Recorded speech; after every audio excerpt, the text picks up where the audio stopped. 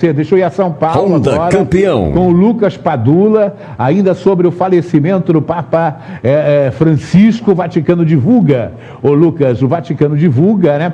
Imagens do Papa Francisco na urna funerária. Já foi liberado as imagens do Papa Francisco já para o seu velório, e o Lucas me dá aqui o bom dia e me traz essa informação de despedida, não é de tristeza, mas de despedida deste homem de 88 anos, argentino, que há 12 anos ele ensina ao mundo a compreensão, ele ensina ao mundo dizer a verdade sem ferir, ele ensina ao mundo dizer o correto sem magoar. Bom dia, ele ensinou, aliás. Bom dia, Lucas Padula. Você aqui nos acompanha aqui pela Rede Meio. Pois é, Silas, as homenagens ao Papa Francisco seguem por todas as partes do mundo.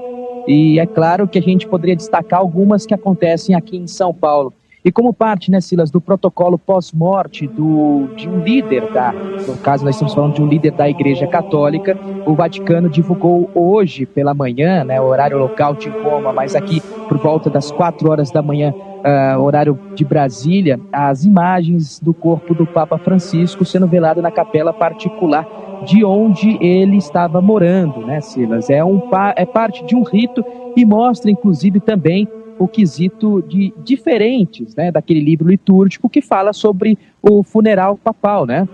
Antigamente, antes dessa mudança feita pelo próprio Papa Francisco, o corpo do pontífice era exposto em uma plataforma, mas sem o caixão, com aquelas 3 camadas, podemos dizer, né? Desta vez, Francisco, como um homem simples, desde o batismo do seu nome, né, Francisco, até as suas ações e também outros tantos feitos, como, por exemplo, trazer a igreja para perto dos mais pobres, dos excluídos. O Papa da Esperança decidiu que o seu funeral começaria, então, com o corpo aberto ali, a tampa do caixão aberta, para mostrar que ele era, sim, um padre e não apenas um líder de um Estado, um líder de uma igreja. Ele queria algo extremamente muito simples. Por isso, o primeiro passo da pós-morte aí é a divulgação da foto da urna funerária com o Papa Francisco.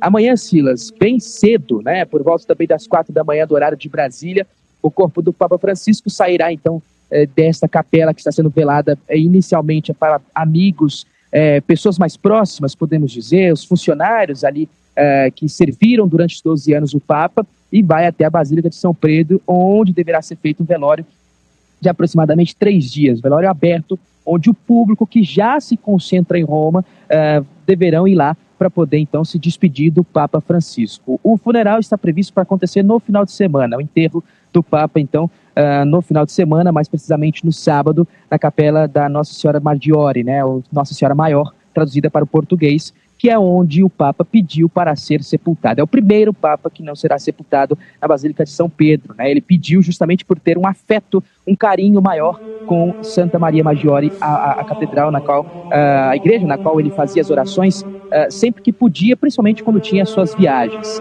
Silas, nós também temos a informação de que alguns chefes de estados também que deverão estar presentes no velório do Papa Francisco, entre eles o próprio presidente Luiz Inácio Lula da Silva, o presidente dos Estados Unidos e a primeira-dama Donald Trump e Melania Trump deverão estar presentes. Então, dentro dos próximos dias, deverá também acontecer até mesmo o próximo conclave com os cardeais que já estão embarcando. Há um posicionamento intenso, Silas, para Roma nesse momento, porque já deve ser feito os próximos passos, Silas.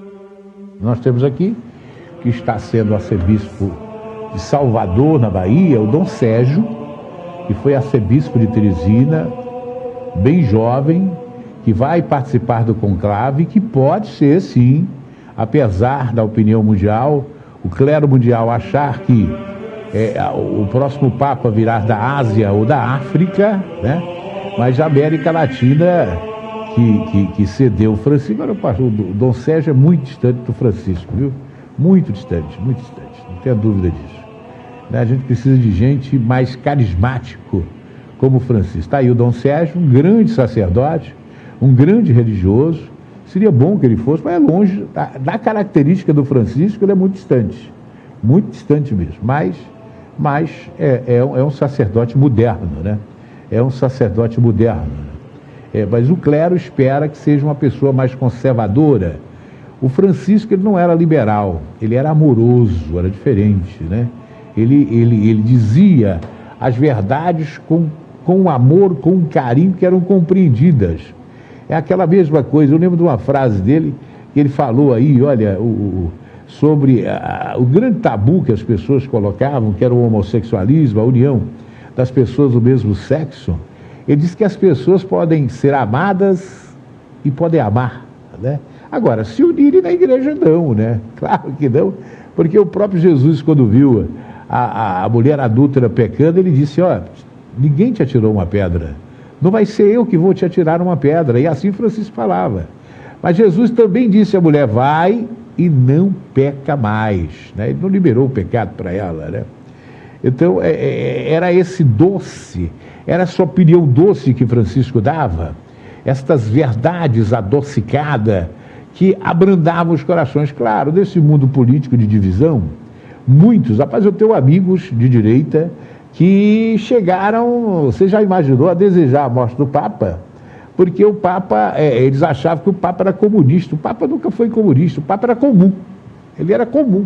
Comunista é aqueles que querem que o cara viva de bolsa, empobrecer o povo, para que o povo dependa da máquina estatal. O Papa Francisco queria a independência do povo, agora queria o acolhimento. Para se conquistar a independência não é com estalar de dedo. Então ele queria acolher as pessoas, fossem elas estrangeiros, fossem elas os imigrantes, mas que todos tivessem chance de ser iguais. Porque para ele igualmente, Jesus, todos eram iguais, né? Ele, Jesus, eles comungavam da ideia. Eu acho que foi o Papa mais carismático de todos os tempos, foi o mais amoroso, foi o mais simpático, torcedor de futebol, veio do meio do povo, né? Tomava um choppzinho lá em São Lourenço quando assistia os jogos do seu time de futebol, foi para o papado durante 12 anos, ele nos ensinou esta humildade, né? E ele disse, né, dediquei os momentos de sofrimento, os meus últimos momentos pela paz, né? Ele quer a paz no mundo, ele gostaria muito de ver a paz, mas hoje está no descanso eterno, vai esperar a ressurreição, com muitos adjetivos para consegui-la até antecipadamente, tá? E Silas, foi não, Padula? Durante toda, né, a frente da Igreja Católica, ele se demonstrou sempre uma pessoa simples. E no testamento ele pediu justamente para que permanecesse na simplicidade, com apenas um caixão de madeira e zinco, e na sua lápide, na terra, escrito apenas Franciscus. Então não tem muito luxo, como a gente costumava ver com os outros papas. Ele pediu justamente essa simplicidade para dar fim ali, podemos dizer, para concluir da mesma maneira que ele foi simples durante a sua vida, simples durante a frente do Santo Trono, e também na simplicidade ali, também depois da sua morte. Então fica ali o adeus a um líder tão carismático e querido por todo mundo. Várias outras religiões, o que me impressionou, Silas, e você como bom católico acho que pode dizer isso mais entendido do que eu, líderes mundiais, muçulmanos, espíritas, todos comentando sobre o Papa Francisco e da união, né, que de uma certa forma aproximou o catolicismo das outras religiões também. Então por isso eu acho que fica aqui o ensinamento. Ele dizia, né, o Papa é argentino, Deus é brasileiro, fizemos uma boa negociação, e por isso fica aí então o histórico desse homem que era tão querido por todos, Silas. Olha, ele valorizava muito a fé das pessoas. Claro que ele era um discípulo de Cristo, foi um discípulo de Cristo, vivo, principalmente durante esses 12 anos de papado, mas ele valorizava o credo de todos. Até aqueles que não creem em Cristo, os muçulmanos, ateus inclusive, ele dizia, mas são irmãos. Então era a verdade que ele dizia, né?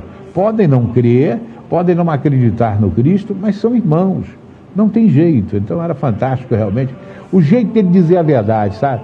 O jeito dele dizer a verdade ao mundo foi diferenciado. Ele disse a verdade quando disse que não podia ter união de casais homossexuais. Ele disse a verdade quando não podia desprezar os imigrantes. Mas ele dizia uma verdade tão doce que até os corações endurecidos aceitavam, viu? Porque você vai dizer hoje para as pessoas que não pode ter união estável de casal, que não deixar a turma casada aí. E ele dizia, a pessoa nasceu para ser amada e para amar, né? Agora, para casar na igreja, não. O casamento na igreja foram feitos para homens e mulheres, né? Para homem e mulher, para tradicional família. Então ele conseguia entonar, tá certo? Uma doçura na sua fala que causava compreensão de todos. Claro, não era geral, né? Havia aqueles que os incompreendiam por conta disso, chegaram até chamá-lo de comunista, e eu digo, comunista é aquele que quer ver o povo debaixo dos seus pés, né? Comum é aquele que quer ver todo mundo igual, tá? Tá certo? Olha, eu estou recebendo